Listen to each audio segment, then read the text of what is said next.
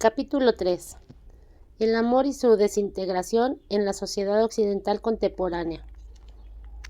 Si el amor es una capacidad del carácter maduro, productivo, de ello se sigue que la capacidad de amar de un individuo perteneciente a cualquier cultura dada depende de la influencia que esa cultura ejerce sobre el carácter de la persona media. Al hablar del amor en la cultura occidental contemporánea, entendemos que trata de preguntar a la estructura social de la civilización occidental y el espíritu que de ella resulta lleva el desarrollo del amor.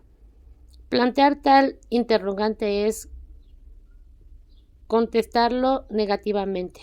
Ningún observador objetivo de nuestra vida occidental puede dudar de que el amor fraterno, materno y erótico es un fenómeno relativamente raro y que en lugar hay ciertos números de formas de pseudo-amor, que son, en realidad, otras tantas formas de la desintegración del amor.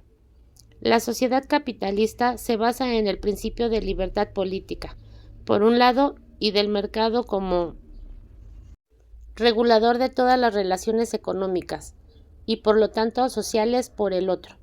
El mercado de productos determina las condiciones que rigen el intercambio de mercancía y el mercado del trabajo regula la adquisición y venta de la mano de obra.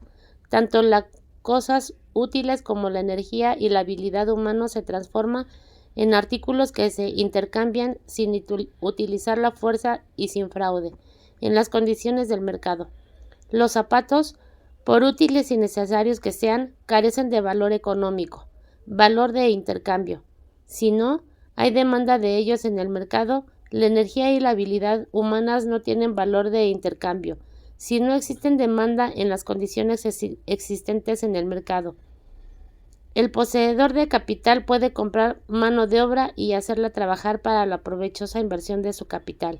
El poseedor de mano de obra debe venderla a los capitalistas según las condiciones existentes en el mercado, o pasará hambre.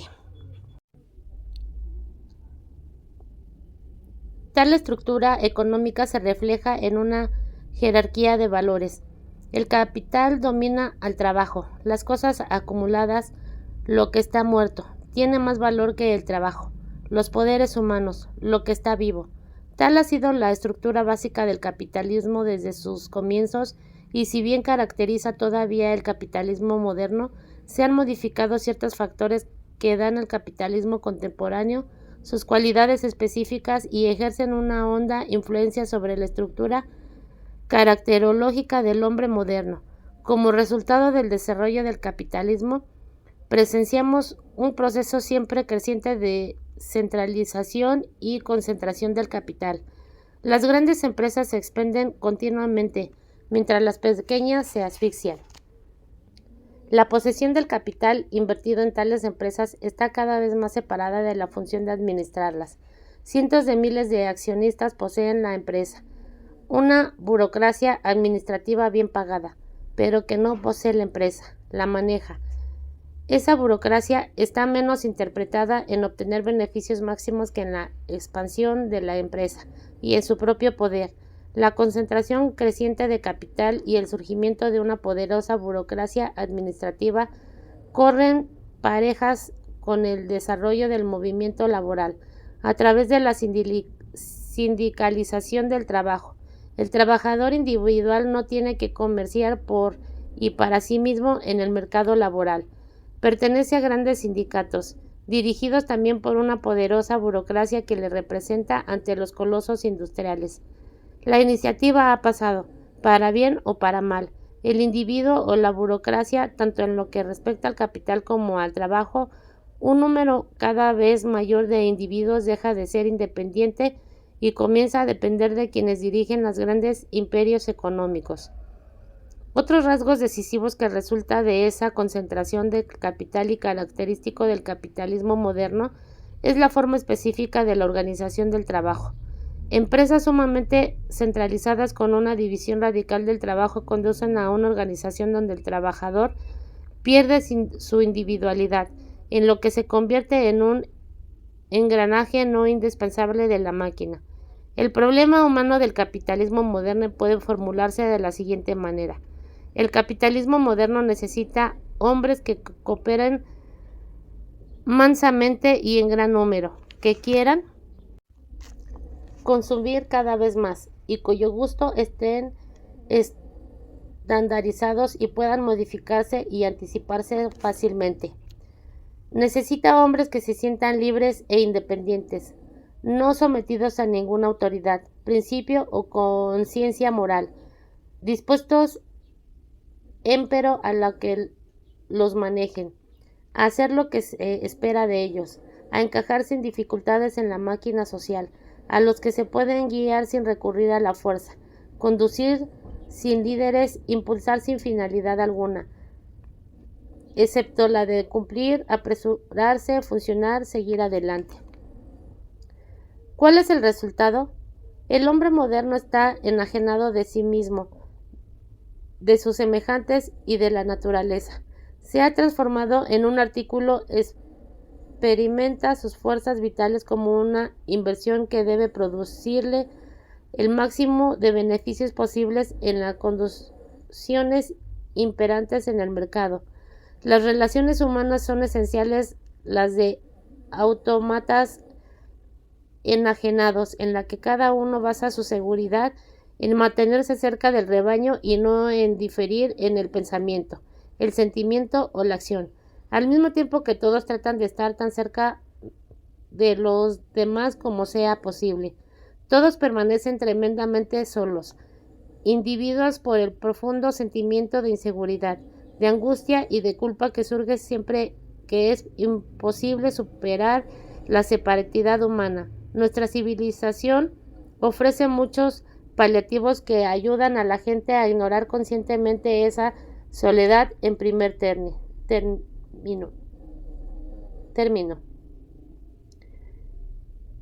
La estricta rutina del trabajo burocratizado y mecánico que ayuda a la gente a no tomar conciencia de sus deseos humanos más fundamentales, del anhelo de la trascendencia y unidad. En la medida que la rutina sola no basta para lograr ese fin, el hombre se sobrepone a su desesperación inconsciente que por medio de la rutina de la diversión, la consumación pasiva de sonido y visiones que ofrece la industria del entretenimiento.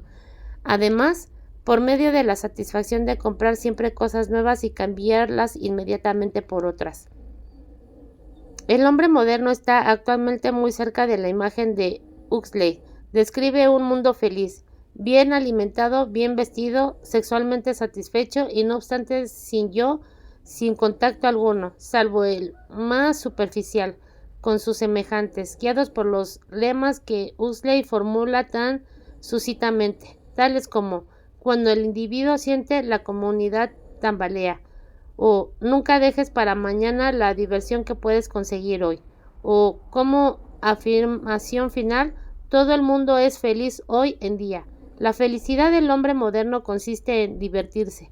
Divertirse significa la satisfacción de consumir y asimilar artículos, espectáculos, comida, bebidas, cigarrillos, gente, conferencias, libros, películas. Todo se consume, se traga. El mundo es un enorme objeto de nuestro apetito, un gran manzana, una gran botella, un enorme pecho. Todos succionamos la eternamente expectantes, los esperanzados y los eternamente desilusionados. Nuestro carácter está equipado para intercambiar y recibir, para traficar y consumir. Todo, tanto los objetos materiales como los espirituales, se convierten en objeto de intercambio y de consumo. La situación en la que atañe el amor corresponde inevitablemente al carácter social del hombre moderno. Los autómatas no pueden amar, pueden intercambiar su bagaje de personalidad y confiar en que las transacciones sea equitativa. Una de las expresiones más significativas del amor, y en especial del matrimonio, con esa estructura enajenada, es la idea del equipo.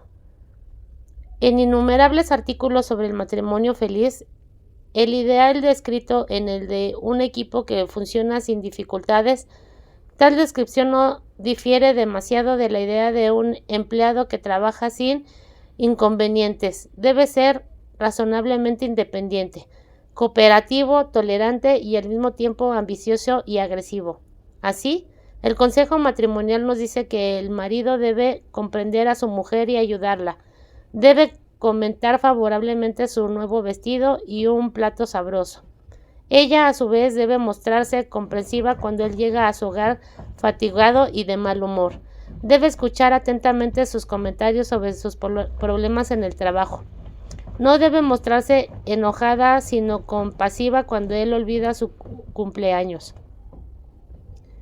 Ese tipo de relaciones no significa otra cosa que una relación bien aceitada entre dos personas que siguen siendo extrañas toda su vida, que nunca logran una relación central, sino que se trata como cortesía y se esfuerzan por hacer que el otro se sienta mejor. En este concepto del amor y el matrimonio, lo más importante es encontrar un refugio de la sensación de soledad que, de otro modo, sería intolerable. En el amor se encuentra el fin remedio para la soledad. Se establece una alianza de dos contra el mundo y se confunde ese egoísmo a Deus con amor e intimidad. La importancia que se otorga al espíritu de equipo, la tolerancia mutua, etc., es algo relativamente reciente.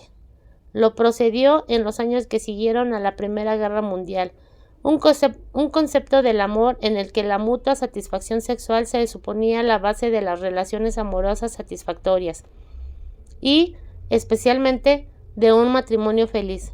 Se creía que las causas de los frecuentes fracasos matrimoniales obedecían a que la pareja no había logrado una educada adaptación sexual, lo cual se atribuía a su vez a la ignorancia respecto de la conducta sexual correcta y, por ende, a una teoría sexual defectuosa de una o las dos partes, con el fin de curar esa inadaptación y de ayudar a parejas desgraciadas que no podían amarse mutuamente.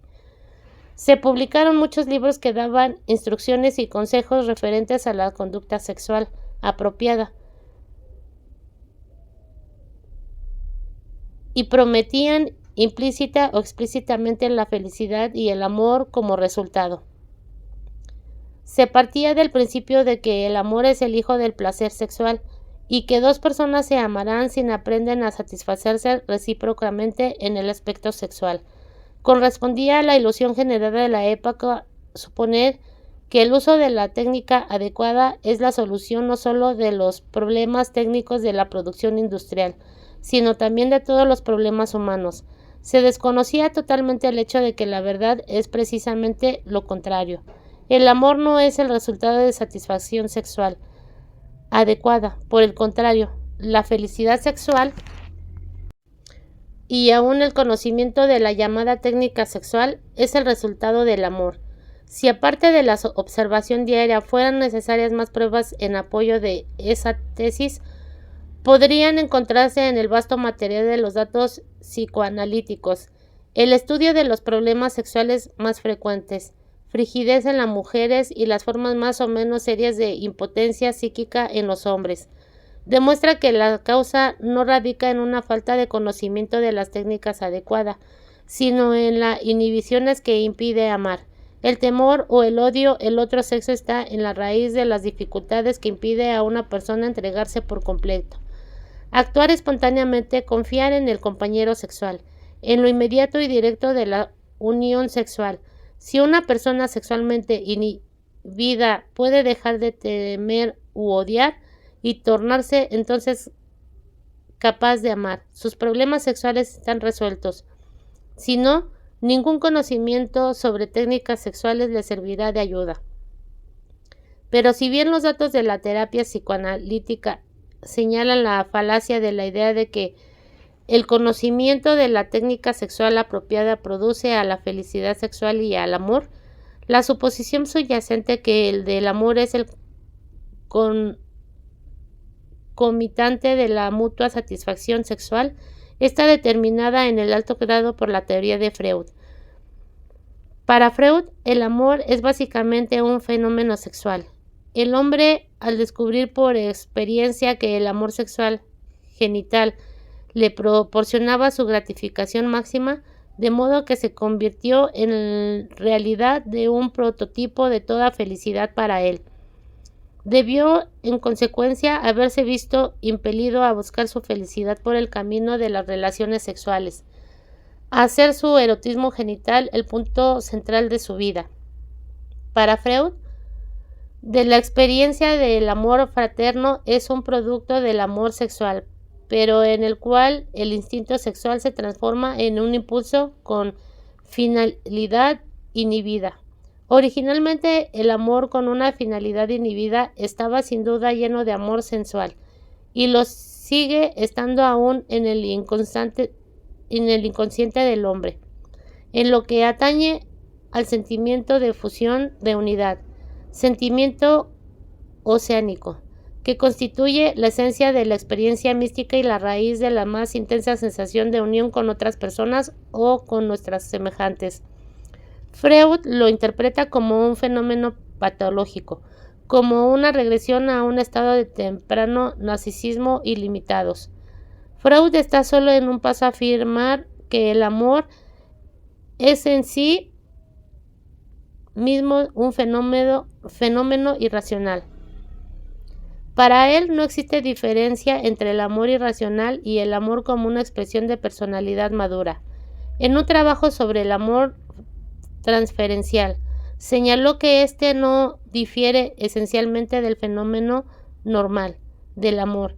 Enamorarse linda siempre con lo anormal. Siempre se acompaña de ceguera a la realidad, compulsividad y constituye una transferencia de los objetos amorosos de la infancia. El amor como fenómeno racional, como máximo logro de la madurez. No es para Freud materia de investigación, puesto que no tiene existencia real. Sin embargo, sería un error sobreestimar la influencia en la idea de Freud sobre el concepto de que el amor es el resultado de atracción sexual, o de que es lo mismo que la satisfacción sexual, reflejada en el sentimiento consciente, esencialmente en el nexo casual siguiendo dirección opuesta. Las ideas de Freud sufrieron en parte influencia del espíritu del siglo XIX, en parte se hicieron populares a través de la tendencia predominantes en los años que siguieron a la Primera Guerra Mundial. Algunos de los factores que influyeron tanto sobre el concepto popular como sobre el freudiano fueron el primer término, una reacción contra las estrictas normas de la era victoriana. El segundo factor determinante de la teoría de Freud reside en el concepto del amor prevaleciente, concepto que se basa en la estructura del capitalismo. A fin de demostrar que el capitalismo corresponde a las necesidades naturales del hombre, había que probar que el hombre era por naturaleza competitivo y hostil a los demás. Mientras los economistas demostraban esto en función del insaciable deseo de beneficios económicos y la darwinista en función de la ley biológica de la supervivencia del más apto, Freud llegó a los idénticos resultados partiendo de la suposición de que el hombre estaba movido por un insaciable deseo de conquista sexual de todas las mujeres, y que solo la presión de la sociedad le impide obrar de acuerdo con sus deseos. Como resultado, los hombres son necesariamente celosos, los unos de los otros, y los celos y la competencia recíprocos subsistirán aunque todas sus causas sociales y económicas desaparecieran.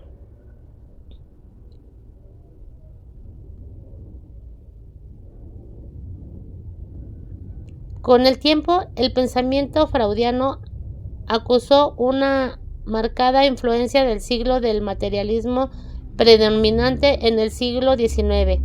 Se creía que el sustrato de todos los fenómenos mentales se encontraban en los fenómenos fisiológicos.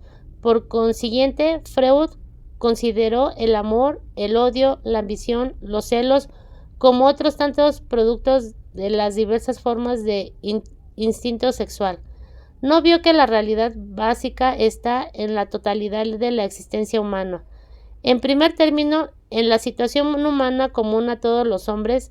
En segundo lugar, en la práctica de vida determinada por la estructura específica de la sociedad.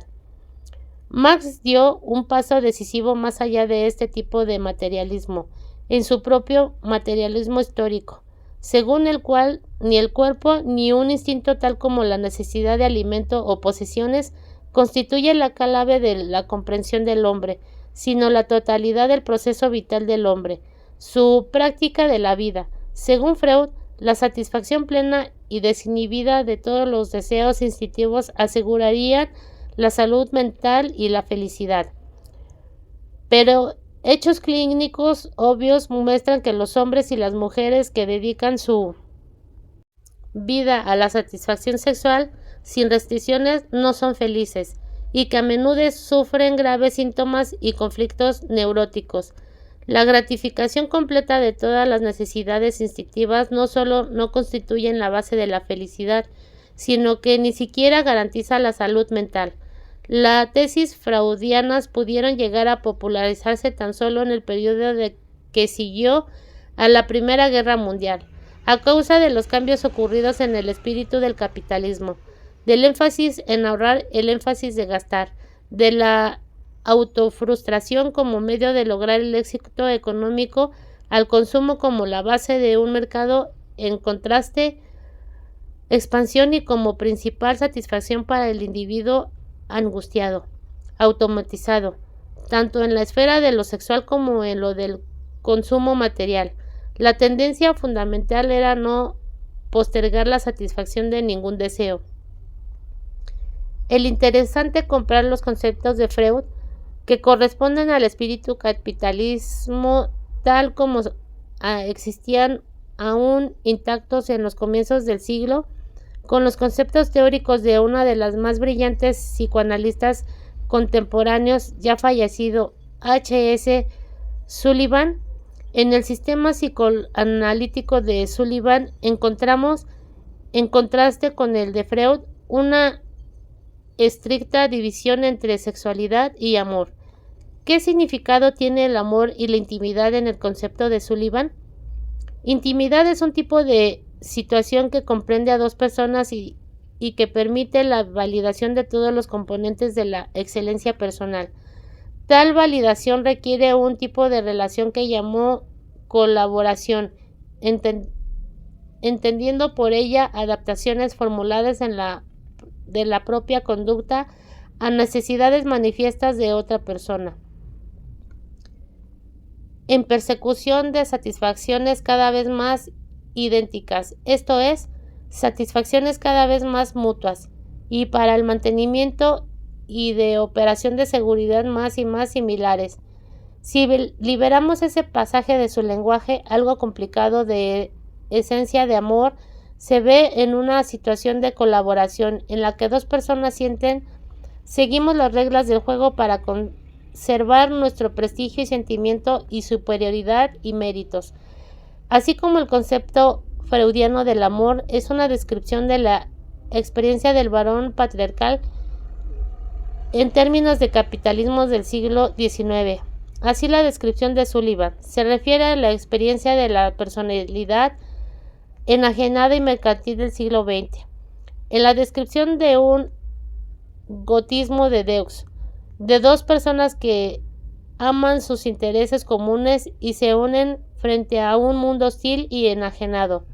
En realidad, su definición de la intimidad en un principio válida para el sentimiento de cualquier equipo cooperativo en el que todos adaptan la conducta a las necesidades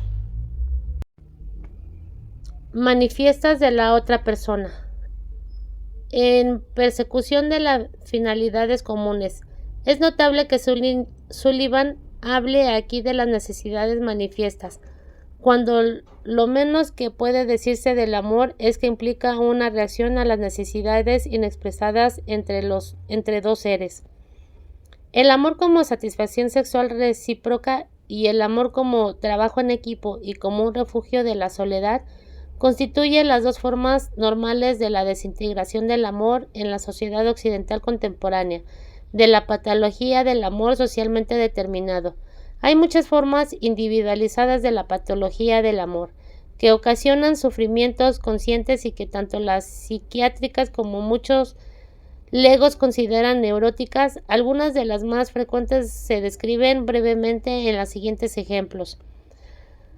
La condición básica del amor neurótico radica en el hecho de que uno o los dos amantes han permanecido ligados a la figura de un progenitor y transfieren los sentimientos, expectaciones y temores de una vez tuvieron frente al padre o la madre a la persona amada en la vida adulta. Tales personas no han superado el patrón de relación infantil y aspiran a repetirlo en sus exigencias afectivas en la vida adulta. En tales casos, la persona sigue siendo, desde el punto de vista afectivo, una criatura de 2, 5 o 12 años, mientras que intelectual y socialmente está al nivel de su edad cronológica. En los casos más graves, esa inmadurez emocional conduce a perturbaciones en su efectividad social. En lo más leves, el conflicto se limita a la esfera de las relaciones personales íntimas. Con respecto a nuestro previo análisis de la personalidad centrada en la madre o el padre, el siguiente ejemplo es de ese tipo de relaciones neuróticas amorosas frecuente hoy en día. Se refiere a los hombres que en su desarrollo emocional han permanecido fijadas a una relación infantil con la madre.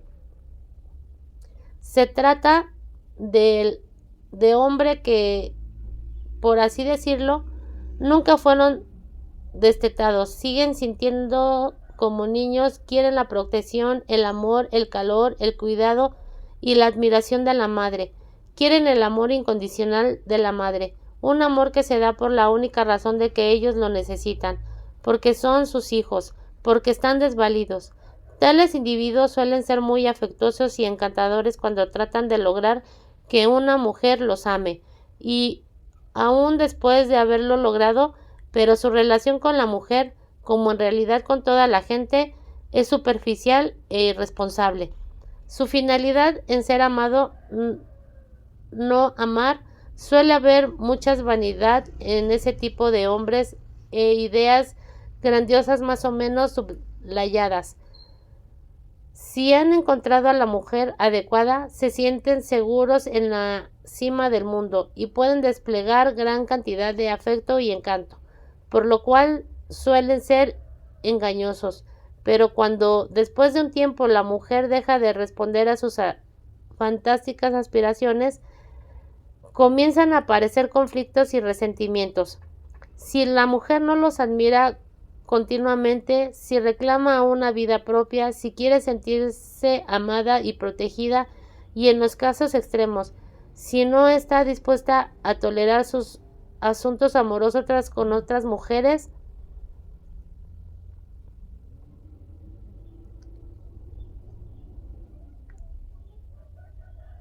aún a admirar sus intereses por ellas, el hombre se siente honestamente herido y desilusionado, y habitualmente racionaliza ese sentimiento con la idea de que la mujer no lo ama, es egoísta o dominadora.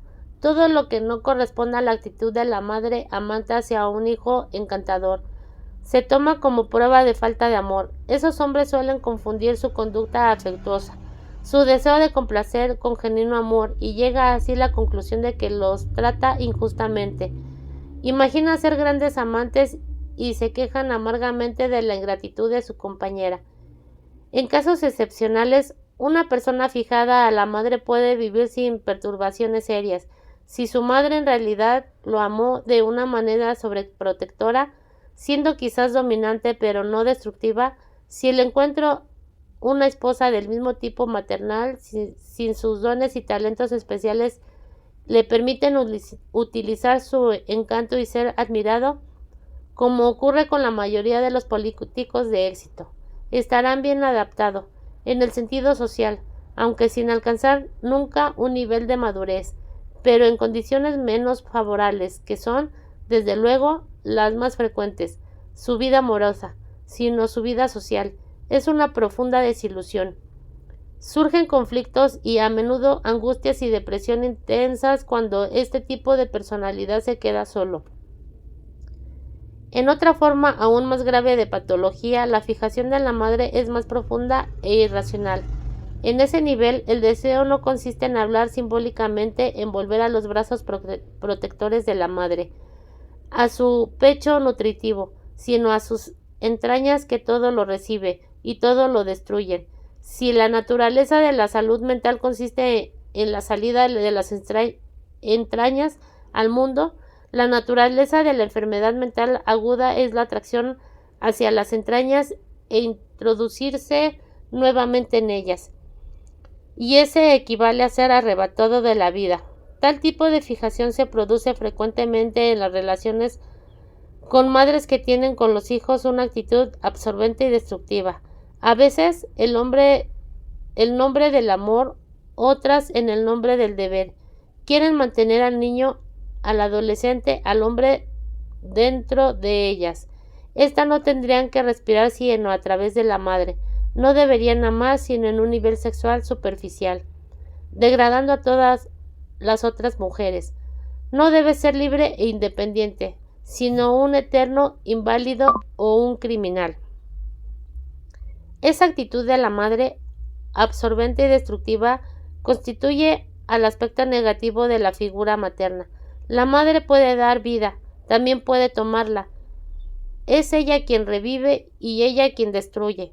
Puede hacer milagros de amor, y nadie puede herir tanto como ella en las imágenes religiosas tales como la diosa hindú Kali, y en el simbolismo onírico suelen encontrarse los dos aspectos opuestos de la madre. Los casos en que la relación principal se establece con el padre ofrece otra forma de patología neurótica. Un caso ilustrativo en el que un hombre cuya madre es fría e indiferente, mientras que el padre es parte como consecuencia de la frialdad de la madre. Concentra todo su afecto e interés en el hijo. Es un buen padre, pero al mismo tiempo autoritario. Cuando está complacido con la conducta de su hijo, lo elogia, le hace regalos, es afectuoso. Cuando el hijo le da disgusto, se aleja de él o reprende. El hijo que solo cuenta con el afecto del padre se comporta frente a éste como un esclavo. Su finalidad principal en la vida es complacerlo, y cuando lo logra, es feliz, seguro y satisfecho. Pero cuando comete un error, fracasa o no logra complacer al padre, se siente disminuido, rechazado, abandonado. En los años posteriores, ese hombre tratará de encontrar una figura paterna con la que queda mantener una relación similar. Toda su vida se convierte en una serie de altos y bajos, según que haya logrado o no ganar el elogio del padre. Tales individuos suelen tener mucho éxito en su carrera social. Son escrupulosos, afanosos, dignos de confianza, siempre y cuando la imagen paternal que haya elegido sepa manejarlos.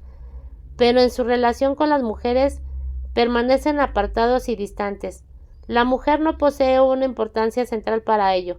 Suelen sentir un leve desprecio por ella, generalmente oculto por una preocupación paternal por las jovencitas.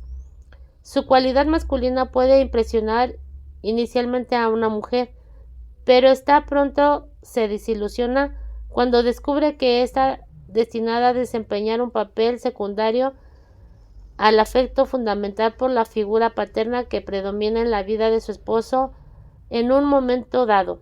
Las cosas ocurren así, a menos que ella misma esté aún ligada a su padre y se sienta por lo tanto feliz junto a un hombre que la trata como a una niña caprichosa. Más complicada es la clase de perturbación neurótica que aparece en el amor basada en una situación paterna de distinto tipo, que se produce cuando los padres no se aman, pero son demasiado reprimidos como para tener peleas a manifestación signos de insatisfacción. Al mismo tiempo, su alejamiento les quita espontaneidad en la relación con los hijos. Lo que una niña experimenta es una atmósfera de corrección, pero nunca le permite con un tacto íntimo con el padre o la madre y por consiguiente la desconcierta y atemoriza.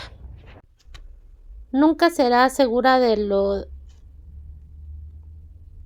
que sus padres sienten o piensan. Siempre hay un elemento desconocido, misterioso en la atmósfera.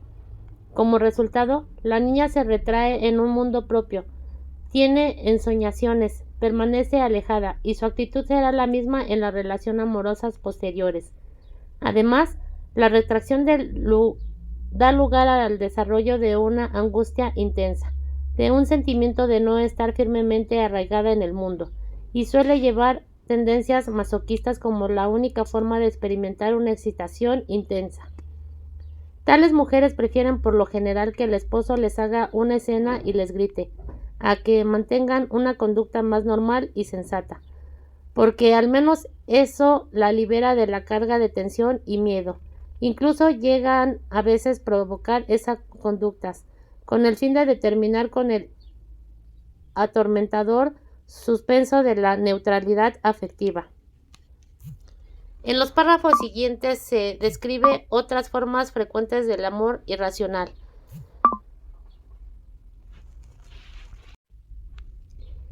Sin entrar a analizar los factores específicos del desarrollo infantil que las originan. Una forma de pseudoamor que no es rara y suele experimentarse y más frecuentemente describirse en las películas y las novelas, como el gran amor, es el amor idolátrico.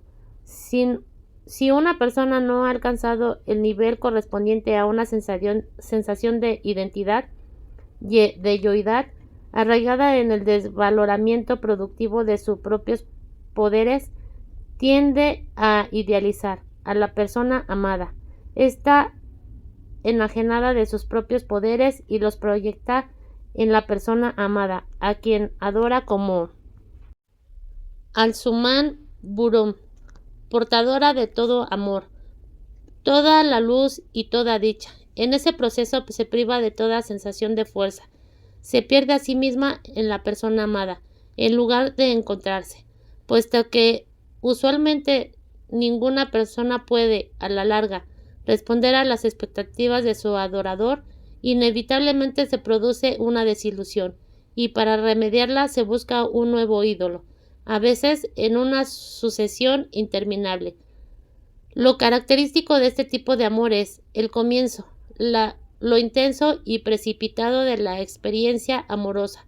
El amor idolátrico suele describirse como el verdadero y grande amor, pero si bien se pretende que personifique la intensidad y la profundidad del amor, solo demuestra el vacío y desesperación del idólatra.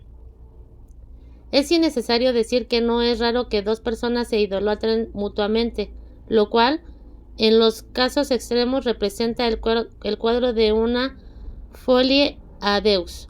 Otra forma de pseudoamor es la que cabe llamar amor sentimental.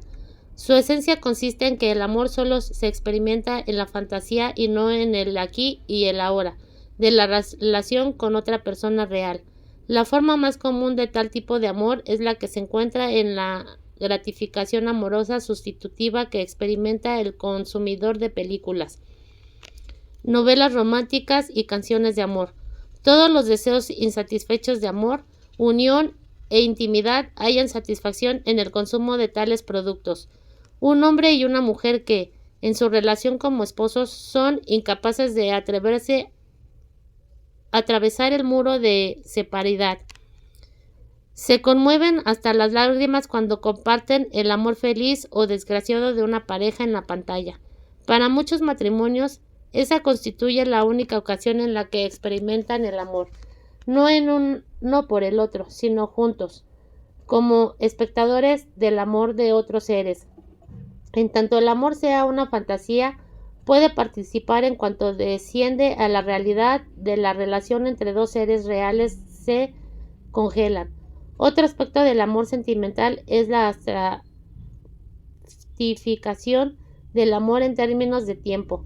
Una pareja se puede sentir hondamente conmovida por los recuerdos de su pasado amoroso, aunque no haya experimentado amor alguno cuando ese pasado era presente, o por la fantasía de su amor futuro. ¿Cuántas parejas comprometidas o recién casadas sueñan con una dicha amorosa que se hará realidad en el futuro, pese a que el momento en que viven han comenzado ya a aburrirse mutuamente? Esa tendencia coincide con una característica actitud general de hombre moderno. Ese vive en el pasado o en el futuro, pero no en el presente.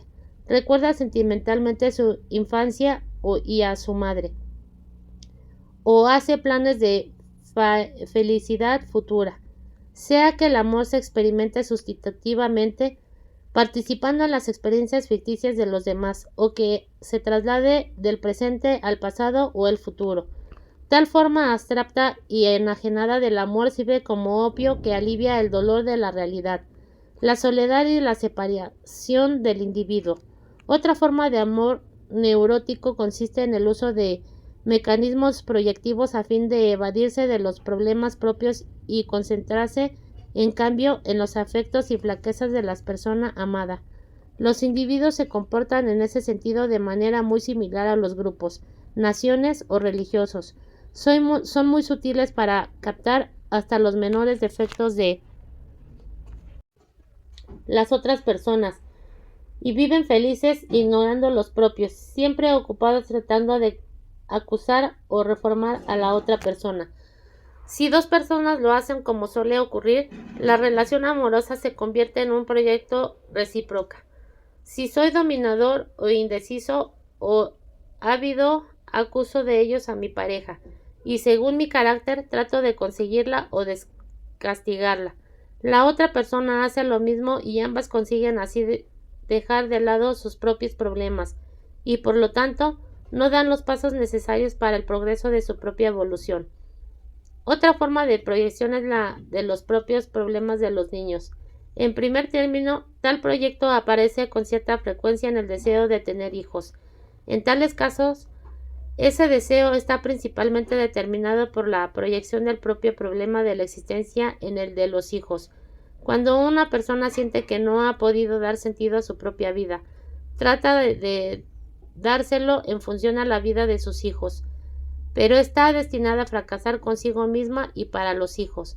Lo primero, porque cada uno puede resolver por sí mismo y no por medio de otro el problema de la existencia. Lo segundo, porque carece de las cualidades que se necesitan para guiar a los hijos en propia búsqueda de sus respuestas. Los hijos también sirven a finalidades proyectivas cuando surge el problema de disolver un matrimonio desgraciado. El argumento común de los padres es tal situación en que no pueden separarse para no privar a los hijos de las ventajas de un hogar unido. Cualquier estudio detallado demostraría aspecto en lo que la atmósfera de tensión e infelicidad dentro de la familia unida es más nociva para los niños que una ruptura franca que les enseña por lo menos que el hombre es capaz de poner fin a una situación intolerable por medio de una decisión valiente. Debemos mencionar aquí otro error frecuente, la ilusión de que el amor significa necesariamente la ausencia de conflicto. Así como la gente cree que el dolor y la tristeza se deben evitar en todas las circunstancias, supone también que el amor significa la ausencia de todo conflicto, y encuentran buenos argumentos en favor de esa idea en el hecho de que las disputas que observan a diario no son otra cosa que intercambios destructivos que no producen bien alguno ninguno de los interesados. Pero el motivo de ellos está en el hecho de que los conflictos de la mayoría de la gente constituyen, en realidad, intentos de evitar los verdaderos conflictos reales. Son desacuerdos como asuntos secundarios superficiales que, por su misma índole, no construyen a aclarar ni a solucionar nada. Los conflictos reales entre dos personas, los que sirven para ocultar o proyectar, sino que se experimentan en un nivel profundo de la realidad interior en la que pertenecen. No son destructivos, contribuyen a aclarar, producen una catarsis en la que ambas personas emergen con más conocimiento y mayor fuerza. Y eso nos lleva a descargar algo que ya dijimos antes. El amor solo es posible cuando dos personas se comunican entre sí desde el centro de su existencia. Por lo tanto, cuando cada una de ellas se experimenta a sí misma desde el centro de su existencia. Solo en esa experiencia central está la realidad humana. Solo ahí hay vida, solo allí está la base del amor.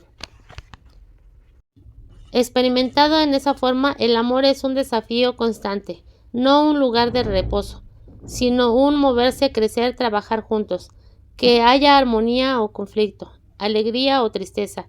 Es secundario con respecto al hecho fundamental de que seres que experimentan desde la esencia de su existencia, de que son el uno con el otro al ser un consigo mismo y no huir de sí mismos.